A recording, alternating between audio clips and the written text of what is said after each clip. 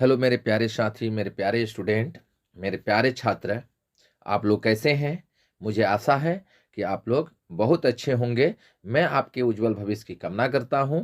आज हम अपना नया चैनल लेकर आया हूं। इस चैनल का नाम है बेसिक एसएससी मैथ। आज बेसिक एसएससी मैथ पर हम लोग सबसे जीरो से यानी बिल्कुल मेरा संकल्प है कि आपको बिल्कुल जीरो से मैथ सिखाऊं, बिल्कुल जीरो से गणित सिखा दूं।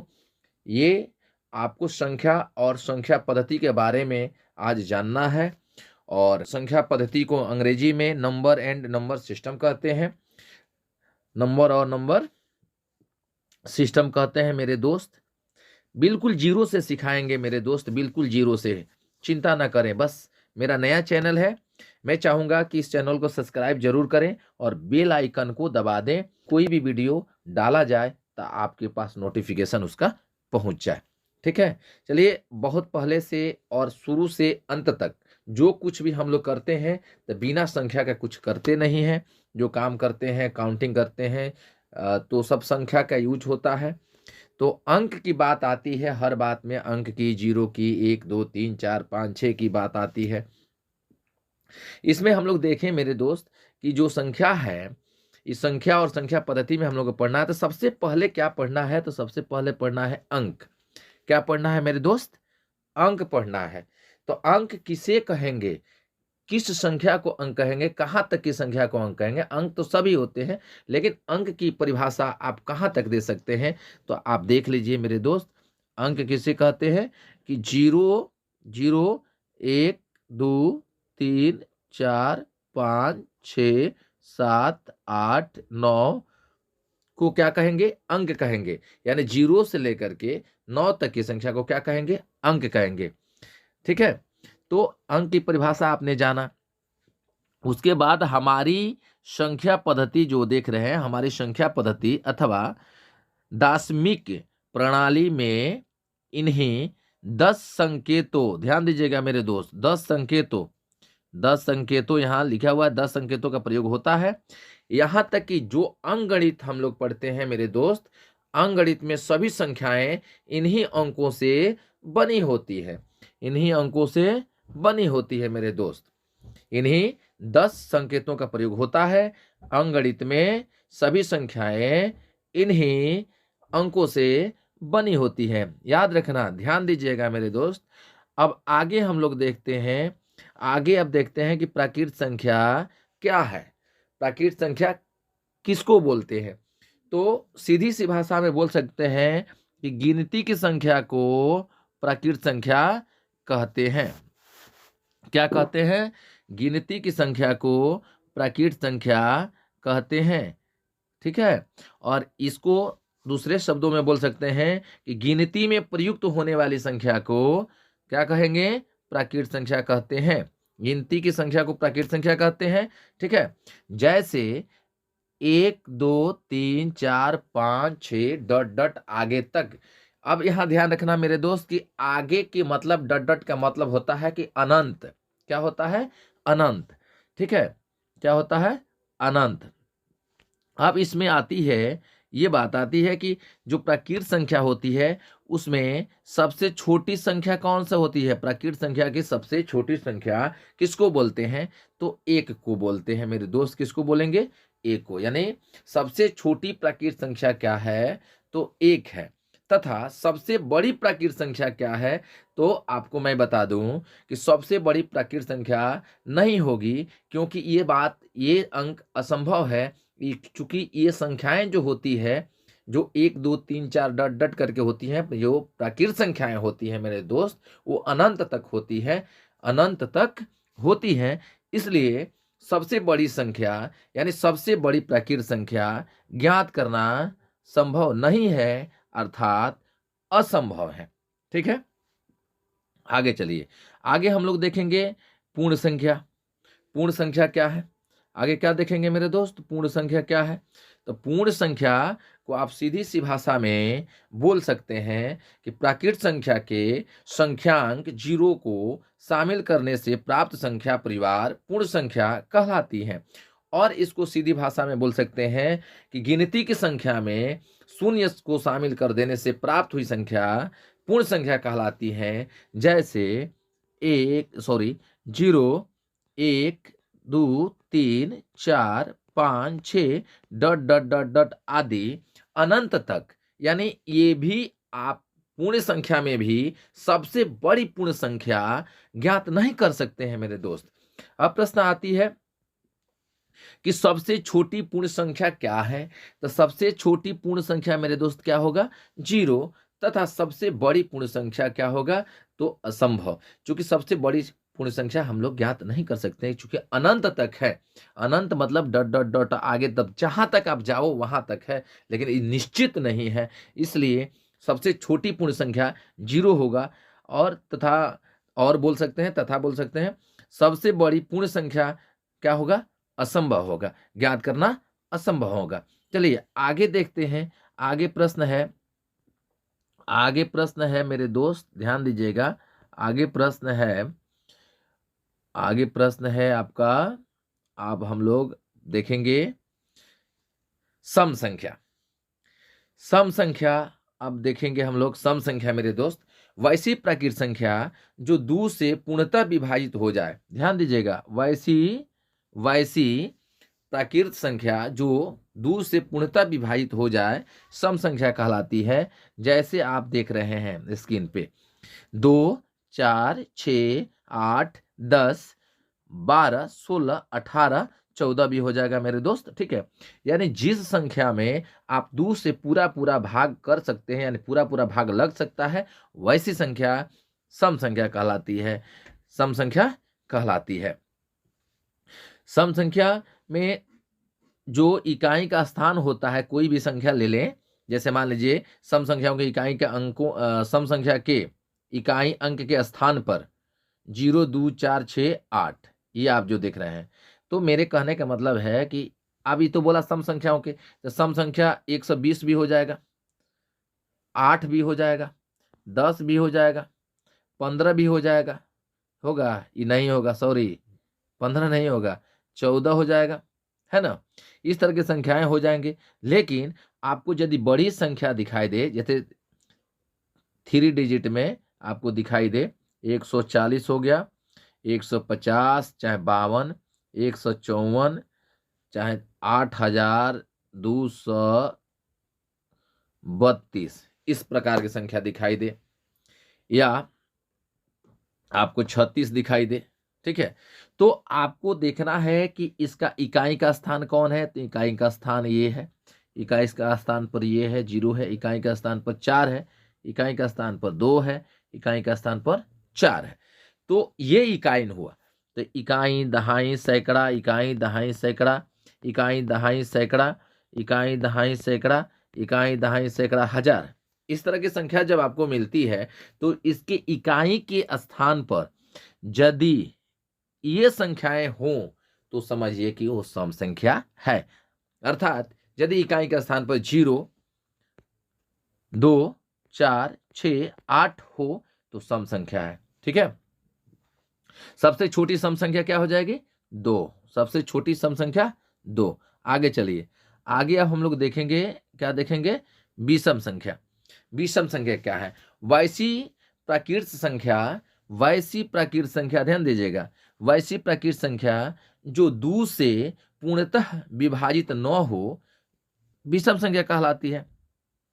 इतना समझ लीजिए कि कोई भी संख्या हो जो 2 से पूरा पूरा भाग नहीं लगता है, वो विषम संख्या होती है। जैसे आप देख रहे हैं स्क्रीन पे। ठीक है, 1, 3, 5, 7, 9, 11, 13, 15 डॉट डॉट आदि। तो विषम संख्या जो आपसे पूछा जाए सबसे छोटी विषम संख्या, तो आप क्या उत्तर दीजिएगा, 1। लेकिन पूछा जाए सबसे बड़ी विषम संख्या, क्या उत्तर दीजिएगा कि असंभव है। तो ये अनंत तक होता है, इसलिए असंभव है। लेकिन विषम संख्या के इकाई अंक के स्थान पर, विषम संख्या के इकाई अंक के स्थान पर यदि 1, 3, 5, 7, 9 आए तो समझिए कि विषम संख्या है। ये समझ जाइए कि विषम संख्या कब आप पहचान सकते हैं, यदि किसी भी संख्या की इकाई के स्थान पर ये दिखाई देता हो, 1, 2 दिया हो, चाहे 3 दिया हो, 5 दिया हो, 7 दिया हो, 9 दिया हो, इस प्रकार की संख्या कहीं दिखाई दे, समझ जाओ कि 9 दे, 7 दे, 5 दे, 3 दे, 1 दे, समझ जाओ विषम संख्या है। जैसे कि आपको दिखा दें कि 3212 इस तरह का संख्या दिखाई दे, तो अब यहाँ क्या है, 2 से भाग लग जाएगा, है ना। मैंने परिभाषा में विषम में कहा 2 से भाग नहीं लगना चाहिए, तो ये आपका सम संख्या। यदि इसी के जगह पर यदि आप 3 कर देते हो, इसके जगह पर यदि आप 3 कर देते हो, इसी की जगह पर 1 कर सकते हो, इसी जगह पर 5 कर सकते हो, 7 कर सकते हो, 9 कर सकते हो, कहाँ, इसके स्थान पर। तो ऐसी संख्याएं जो उससे बनेगी वो सब विषम संख्या हो जाएगी। ठीक है, क्या होगी, विषम संख्या। चलिए आगे देखते हैं। आगे प्रश्न है, यहाँ देखिएगा, भाज्य संख्या का प्रश्न है कि भाज्य संख्या क्या है, भाज्य संख्या को कैसे पहचानेंगे, भाज्य संख्या का पहचान कैसे करेंगे। भाज्य संख्या 3 नामों से जाना जाता है। भाज्य संख्या के नाम से जाना जाता है, संयुक्त संख्या के नाम से जाना जाता है, यौगिक संख्या के नाम से जाना जाता है। तो ये तीनों नाम से भाज्य संख्या जाना जाता है। एक तो भाज्य संख्या के नाम से जाना जाता है, जो आप पहले से ही जानते होंगे। संयुक्त संख्या के नाम से भी जाना जाता है, यौगिक संख्या के भी नाम से जाना जाता है। तो इसका डिफिनेशन आप साधारण भाषा में दे सकते हैं कि वैसी प्राकृतिक संख्याएं जो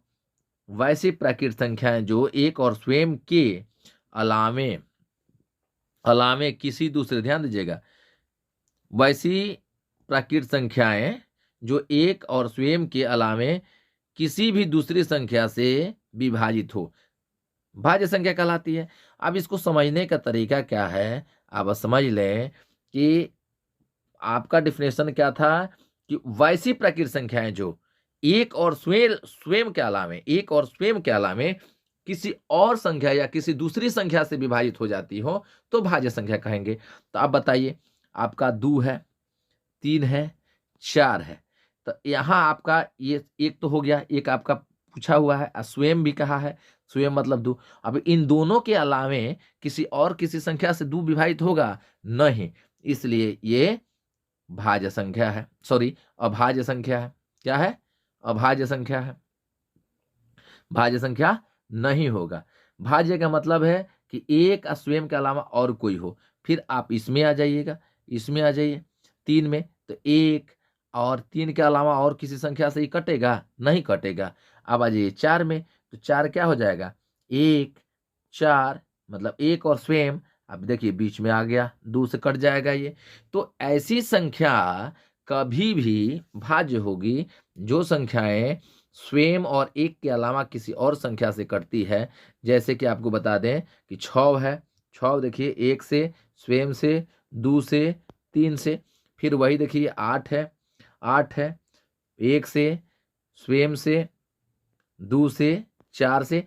ये संख्याएं भाज्य संख्या है और यौगिक संख्या है, संयुक्त संख्या है। ठीक है, ये संख्या है। या आप एक और परिभाषा दे सकते हैं, यहाँ आप देख सकते हैं, यहाँ आप परिभाषा दे सकते हैं कि वैसी प्राकृतिक संख्या जिसके अपवर्तकों की संख्या 2 से अधिक हो, 2 से अधिक हो, यानी 2 जो गुणनफल मान लीजिए कि 2 को संख्या से कटने के बाद अलावा 2 से अधिक संख्या से कट जाए तब तो भाज्य संख्या कहलाती है। जैसे आप देख लीजिए संख्या यहाँ 4 6 8 9 10 12 14, आप देख रहे हैं कि 9 भी दिया है, तो 9 भाज्य संख्या है मेरे दोस्त।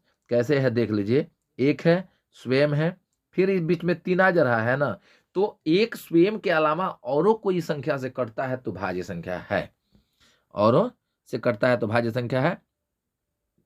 ठीक है, अब आगे देखते हैं, आगे प्रश्न और है, और इस प्रश्न में बहुत मजेदार प्रश्न है। देखिए ध्यान से कि अब हम लोग पढ़े आपका भाज्य संख्या, अब हम लोग पढ़ने जा रहे हैं अभाज्य संख्या। तो देखिए भाज्य संख्या का भी आप 3 नाम जाना और अभाज्य संख्या का भी आप 3 नाम जान जाइए। एक तो अभाज्य संख्या के नाम से जाना जाता है, एक असंयुक्त संख्या के नाम से जाना जाता है, एक ऋण संख्या के नाम से जाना जाता है। इस पर ध्यान दीजिएगा कि आप इसका डिफिनेशन कैसे दीजिएगा, यानी परिभाषा कैसे दीजिएगा, और इसको विधिवत आप समझ लीजिए मेरे दोस्त, समझ लीजिए। देखिए इसमें कहा गया, परिभाषा में साफ शब्दों में कहा गया है ना, साफ शब्दों में कहा गया है, यहां ध्यान दीजिएगा, यहाँ पे एक से बड़ी वैसी प्राकृत संख्या, ध्यान दीजिए, एक से बड़ी वैसी प्राकृत संख्या है जो एक और स्वयं के अतिरिक्त किसी भी दूसरी संख्या से पूर्णतः विभाजित न हो। देख रहे हैं ना, यहां एक से बड़ी वैसी संख्या है जो एक और स्वयं के अतिरिक्त किसी दूसरी संख्या से विभाजित न हो, यानी एक और स्वयं जो संख्या वो है, उन दोनों के मतलब एक के स्वयं स्वयं, ठीक है, मान लीजिए स्वयं ए है, इन दोनों के अतिरिक्त किसी संख्या से वो विभाजित न होता हो तो वैसी संख्या भाज्य संख्या का अभाज्य संख्या कहलाती है, असंयुक्त संख्या कहलाती है, ऋण संख्या कहलाती है। ठीक है, वैसी संख्या क्या कहलाती है? तो अभाज्य संख्या कहलाती है। यानी एक से बड़ी संख्या होनी चाहिए और एक और स्वयं से ही कटनी चाहिए, अदर कोई संख्या से विभाजित न होनी चाहिए। तो वैसी संख्या कौन कौन से है आप देख लीजिए। वैसी संख्या देखिए, दो है, दो एक और स्वयं के अलावा दूसरे संख्या से विभाजित होने वाली नहीं है। तीन है, एक और स्वयं के अलावा किसी दूसरे संख्या से विभाजित होने वाली नहीं है कि नहीं। पांच है मेरे दोस्त, देखो एक और पांच के अलावा किसी दूसरे संख्या से विभाजित होगी? नहीं होगी। सात देखिए, सात भी एक और स्वयं के अलावा किसी दूसरे संख्या से विभाजित होगी। तो देख लो, ऐसी संख्या ही अभाज्य संख्या कहलाती है, ऐसी संख्या ही अभाज्य संख्या कहलाती है। चलिए, और इसको थोड़ा समझ लीजिए डिटेल में। देखिए, एक से और 100, एक से लेकर के 100 तक की संख्याओं के बीच कितनी अभाज्य संख्या होती है? तो आप देख लीजिए, यहाँ कितनी होती है? तो 25 होती है। कितनी होती है मेरे दोस्त? तो 25 होती है। सभी संख्या को दर्शाया गया है, यहाँ आप देख सकते हैं। 1 से 100 के बीच में कौन कौन सी संख्या होती है आप देख सकते हैं। 2 होता है, 3 होता है, 5 होता है, 7 होता है, 11, 13, 17, 19, 23, 29, 31, इस तरह की संख्याएं हैं। पूरा 97 तक की संख्याएं अभाज्य संख्याएं होती है। आप देख लीजिए, यहां से सभी संख्याएं दी गई है। और यहां 1 से 100 तक की ये 25 अभाज्य संख्या है। पर याद कर लीजिएगा कि 1 और 100 के बीच में कोई पूछता है कि कितनी अभाज्य संख्याएं होती है, तो आप निधड़क बोलिए कि 25 होती है। आप देख लीजिए, इसको याद भी कर लीजिएगा। अब चलिए अगला देखेंगे। अगला प्रश्न टॉपिक जो है जुड़वा अभाज्य संख्या। अब देखो, जुड़वा क्या होता है, जुड़वा क्या होता है, ध्यान देना, बहुत मजेदार है। कई बार परीक्षा में पूछा जाता है। ये सारे चीज बेसिक है मेरे दोस्त। जो भी हम आपको सिखाएंगे बेसिक ही सिखाएंगे, जो भी सिखाएंगे बेसिक सिखाएंगे। ये बेसिक है, गणित जीरो से हम आपको सिखाएंगे। आप बिल्कुल ध्यान पूर्वक देखते रहिए, बिल्कुल प्यार से देखते रहिए, बिल्कुल अपना प्यार मुझे देते रहिए। लेकिन मैं चाहूँगा कि आप बिल्कुल इसे सीख लें और डेली हम वीडियो बनाएंगे, डालेंगे। अभी नया चैनल है, इसलिए मैं चाह रहा हूँ कि आप लोगों का सहयोग बना रहे और हम आपको जीरो से हीरो बनाऊं, बिल्कुल जीरो से हीरो तक लेकर जाऊं।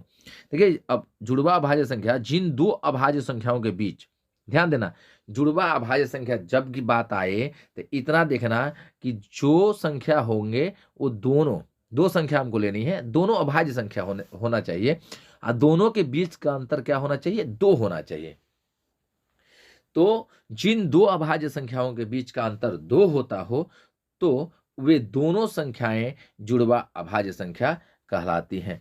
तो वो दोनों संख्याएं जुड़वा अभाज्य संख्या कहलाती हैं। जैसे 3, 5 देखिए, दोनों के बीच का अंतर कितना है? 2 है। 5, 7 देखिए, दोनों के बीच का अंतर क्या है? 2 है। 11, 13 देखिए, दोनों के बीच का अंतर क्या है? 13 है। तो इसको आप याद रखना मेरे दोस्त, मेरे बाबू, प्यारे दोस्त, मेरे साथी, याद रखना कि जिन दो अभाज्य संख्याओं के बीच का अंतर 2 होता हो या 2 हो तो वे दोनों संख्याएं जुड़वा अभाज्य कहलाती हैं। ठीक है। और एक और टॉपिक है आपका सहअभाज्य संख्या। सहअभाज्य संख्या कि जिन दो, ध्यान दीजिएगा, जिन दो प्राकृत संख्याओं का मसह यानी HCF 1 हो तो वे दोनों संख्याएं सहअभाज्य संख्या कहलाती है। ध्यान दीजिएगा कि दो प्राकृत संख्या का HCF हाईएस्ट कॉमन फैक्टर यानी मसह यदि 1 हो तो वे दोनों संख्याएं सहभाज्य संख्या कहलाती हैं। जैसे आप देख सकते हैं 4 5 का HCF 1 होता है, 5 7 का 1 होता है, 4 9 का देख रहे हैं ना, 4 9 का 1 होता है, 12 13 का 1 होता है और 1 5 का HCF 1 होता है। तो ऐसी संख्याएं जिस दो संख्याओं का यदि HCF 1 होता हो तो वैसी संख्याएं सहभाज्य संख्या कहलाती हैं। मेरे दोस्त, हम आपको बिल्कुल जीरो से गणित सिखाएंगे, मैथ सिखाएंगे। बस मेरा एक आग्रह है कि मेरे चैनल को सब्सक्राइब करिए, लाइक करिए, बेल आइकन को दबाइए ताकि कोई वीडियो हम आपके चैनल पर अपलोड करें तो आपके पास ये नोटिफिकेशन समय अनुसार पहुंच जाए। चलिए आज तक इतना ही, फिर हम लोग अगले वीडियो में हमारे सभी साथी मिलेंगे। तब तक के लिए बहुत बहुत धन्यवाद।